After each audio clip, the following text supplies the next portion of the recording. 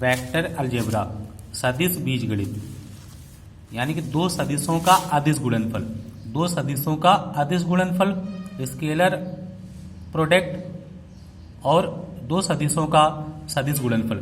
जब कहेगा अदिश गुणनफल तो vector A dot vector B बराबर ए बी कॉस थीटा, जहां पे जो vector A dot vector B कि ए बी क्या है, परिमाण, या आपसे कहते हैं वेक्टर ए का परिमाण कितना होगा, ए, या mod of A, mod of A. और यहाँ पे दो सदिशों का सदिश गुणनफल तो vector A cross vector B बराबर ए बी साइन थीटा। और ये जो आपका वेक्टर अलजेब्रा है यह आपका बोर्ड परीक्षा में 15 नंबर और कंपटीशन में आपके प्रत्येक कंपटीशन में ये क्वेश्चंस पूछे जाते हैं। कह रहा है परस्पर लंब, लंब होने के लिए vector A dot vector B बराबर 0, यानी कि ये किसका प्रतिबंध है, परस्पर लंब होने का। और ये परस्पर समांतर के लिए, जब आपसे कहेगा परस्पर लंब, यानी कि लंब के लिए I dot I, J dot J, के डॉट के का मान कितना आता है 1, यानी कि ये क्या आपका अदिश गुणनफल। और आई क्रॉस जे बराबर जे क्रॉस के बराबर के क्रॉस आई बराबर कितना होता है 0।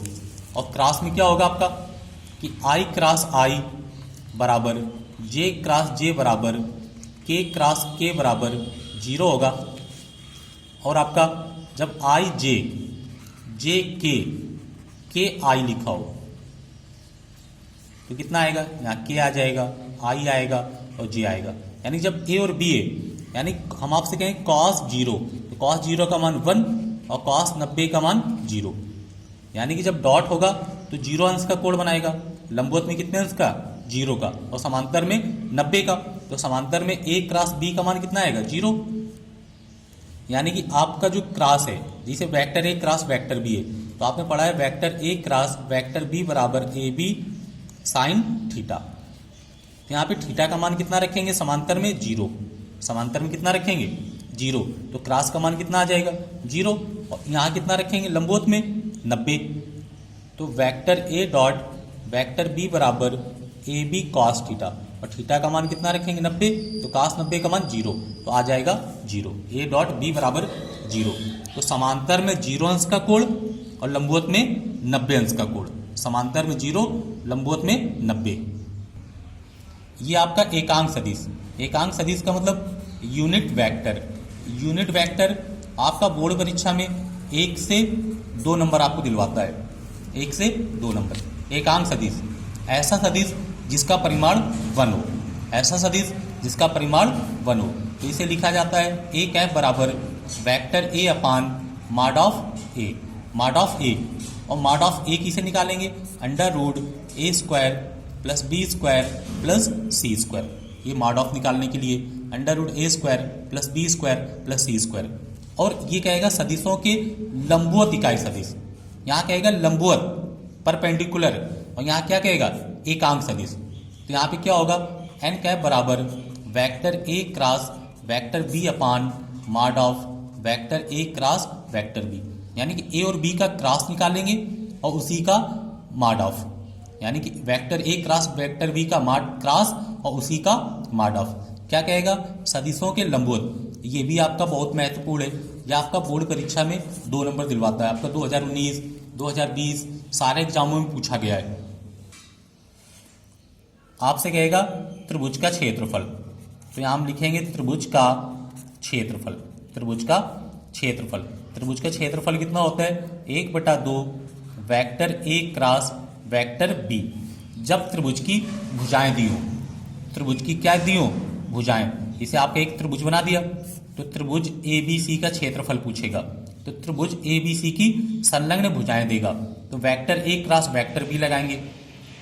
और जब भुजाएं ना दी हो, आपको क्या दे रहा हो शीर्ष, यानी कि वर्टेक्स दे रहा हो शीर्ष, तो हम क्या निकालेंगे vector A B cross vector A C, vector A B cross vector A C निकालेंगे जब क्या दे रहा हो शीर्ष। और वेक्टर ए बी किस प्रकार निकालेंगे कि ओ बी माइनस ओ ए, यानी कि बी का स्थिति सदिश माइनस ए का स्थिति सदिश। और वेक्टर ए सी तो ओ सी माइनस ओ ए, ओ सी माइनस ओ ए। ये कब लगाएंगे हम? जब आपको सीड्स दिए हों। क्या दिए हों? सीड्स। और ये वाला कब लगाएंगे? जब आपको भुजाएं ज्ञात हों।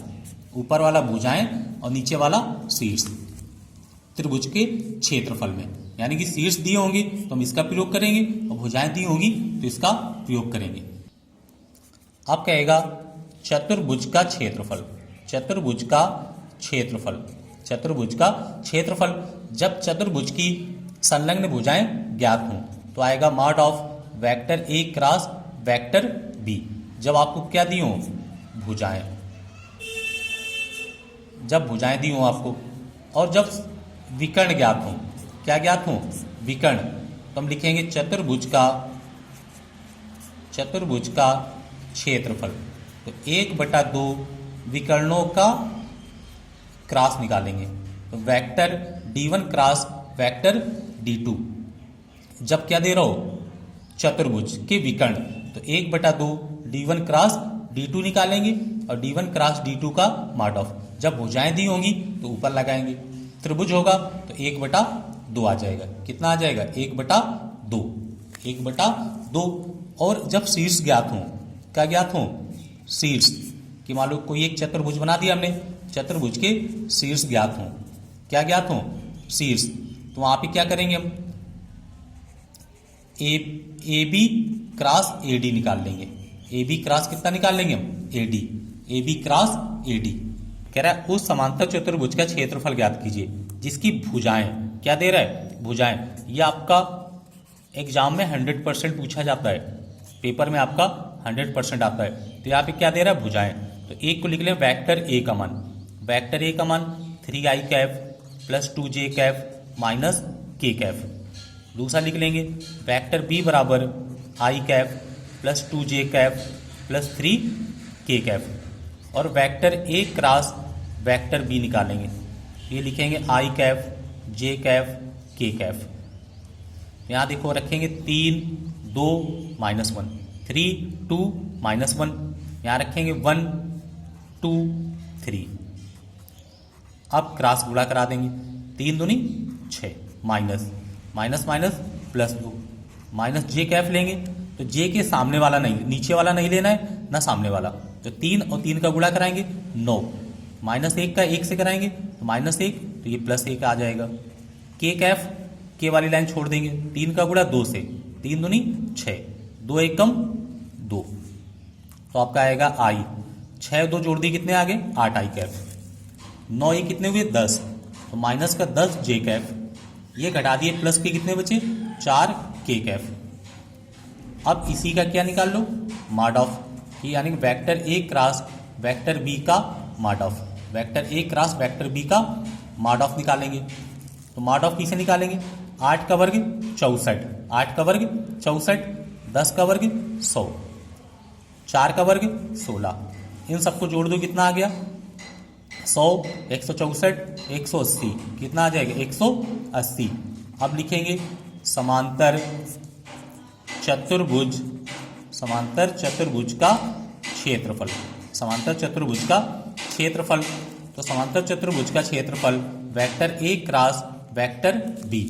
तो ये आ जाएगा √180 वर्ग इकाई। 180 वर्ग इकाई। क्षेत्रफल कितना आ जाएगा? 180 वर्ग इकाई।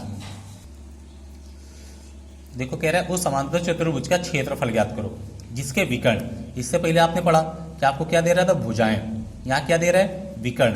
विकर्ण का मतलब डायगोनल, और डायगोनल को रिप्रेजेंट करेंगे डी से। तो 2 विकर्ण है तो यानी D1 D2। तो 3i cap plus j Kaif plus 2k Kaif.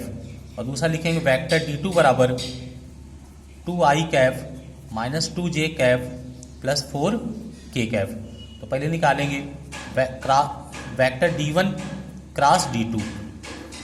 यहाँ लिखेंगे i j k, i j k। यहाँ रखेंगे 3 1 2। यहाँ रखेंगे 2 -2 4। अब इनका क्रॉस निकालेंगे तो यहाँ लिखेंगे i। अब देखो i की नीचे वाली लाइन नहीं लेनी, i के सामने वाली, यानी कि ये हमने क्या किए? छुपा दिए मान लो। तो 1 का गुणा 4 से 4 हमेशा गुणा बाईं तरफ से, 4 एकम 4 माइनस 2 का गुणा -2 से किया, -2 गुणा 2 4, तो माइनस माइनस प्लस 4। अब माइनस लगाएंगे जे कैफ, तो जे की लाइन छोड़ दो आप।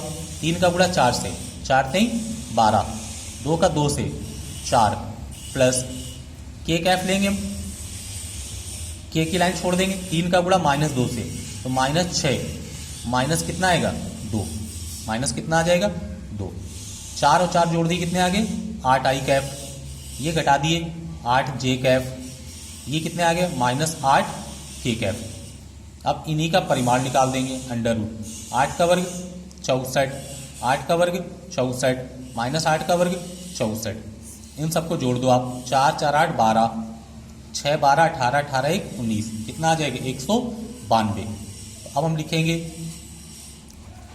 चतुर्भुज का क्षेत्रफल, चतुर्भुज का क्षेत्रफल बराबर विकर्ण देगा तो 1/2 d1 cross d2, d1 cross d2, तो 1/2 अंडर रूट कितना आ जाएगा 100। कह रहा है त्रिभुज का क्षेत्रफल ज्ञात करो। अभी आपने पढ़ा चतुर्भुज का क्षेत्रफल, अब त्रिभुज का क्षेत्रफल जिसकी भुजाएं, तो भुजाएं तो वेक्टर ए बराबर I cap -2 J cap minus K cap. दूसरा लिखेंगे वेक्टर बी बराबर 2 I cap plus J cap minus K cap. तो यहाँ भी vector A cross vector B, तो हम लिखेंगे I cap J cap K cap. यहाँ से लिखेंगे 1 -2 -1, 2 1 -1। अब यहाँ से आई की नीचे वाली संख्या नहीं, -2 -1 का +2 माइनस -1 का -1 से, तो +1 आएगा। माइनस जे कैफ लेंगे, जे के सामने वाला छोड़ देंगे, तो ये आएगा -1 -2, तो ये आ जाएगा +2, प्लस के कैफ लेंगे, के के नीचे वाला छोड़ देंगे, तो ये आएगा 1 2 दूनी 4 -4, तो कितना आ जाएगा +4। तो 2 1 जोड़ देंगे, कितना आएगा 3 आई कैफ, घटा देंगे कितना बचेगा 1, तो माइनस जे कैफ, इधर कितना आ जाएगा 5 के कैफ। और इनका क्या निकाल देंगे परिमाण, मॉड ऑफ। तो 3 का वर्ग 9, 1 का वर्ग 1 और 5 25, यानी जो vector A cross vector B का मॉड ऑफ। तो ये जोड़ दो आप, कितने हुए 35, कितना आएगा 35। अब लिखेंगे त्रिभुज का क्षेत्रफल, त्रिभुज का क्षेत्रफल, और त्रिभुज का क्षेत्रफल होगा कितना 1/2 vector A cross vector B, तो आ जाएगा 1/2 रूट 35, रूट कितने आ जाएंगे 35 वर्ग इकाई, वर्ग इकाई। और अगले वीडियो में त्रिभुज की जब शीर्ष ज्ञात हो